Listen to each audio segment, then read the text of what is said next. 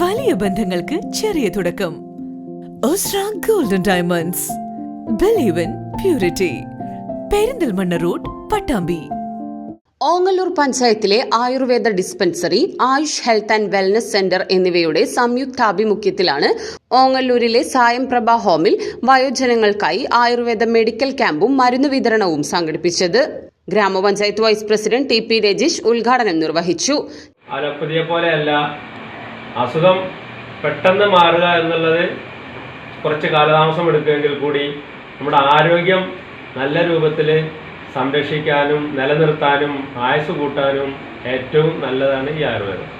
അതുകൊണ്ട് തന്നെയാണ് ഇതിന് വളരെ പ്രാചീന കാലം മുതൽ നല്ല പ്രചാരം കിട്ടിയിരുന്നത്. അതുപോലെ തന്നെയാണ് ഇപ്പോൾ സിദ്ധ ആശുപത്രി വരാൻ പോകുന്നത്.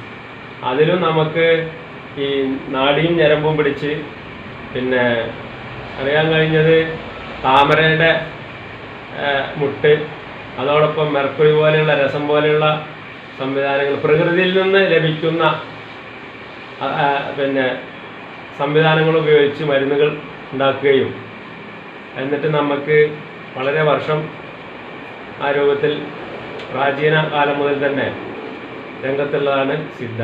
അപ്പോൾ നമുക്ക് അതുകൂടി വന്നു കഴിഞ്ഞാൽ കുറച്ചുകൂടി നമ്മുടെ നാട്ടിലെ ഓങ്ങല്ലൂർ പഞ്ചായത്തിലെ ആളുകൾക്ക് അവരുടെ ആരോഗ്യവും അതോടൊപ്പം പിന്നെ ശരീരത്തിനായാലും ആയുസ്സിനായാലും നല്ല രൂപത്തിൽ കുറേ കാലം നീണ്ടു കിട്ടാനുള്ള. ചടങ്ങിൽ KM ഗംഗാധരൻ അധ്യക്ഷത വഹിച്ചു. ഡോക്ടർ സന്ധ്യ, പ്രിയ രാജേഷ് എന്നിവർ പങ്കെടുത്ത് സംസാരിച്ചു. ഓങ്ങല്ലൂർ ഡിസ്പെൻസറിയിലെ ഡോക്ടർ സന്ധ്യ, ഫാർമസിസ്റ്റുകളായ അനഘ, സബിത എന്നിവർ ക്യാമ്പിന് നേതൃത്വം നൽകി.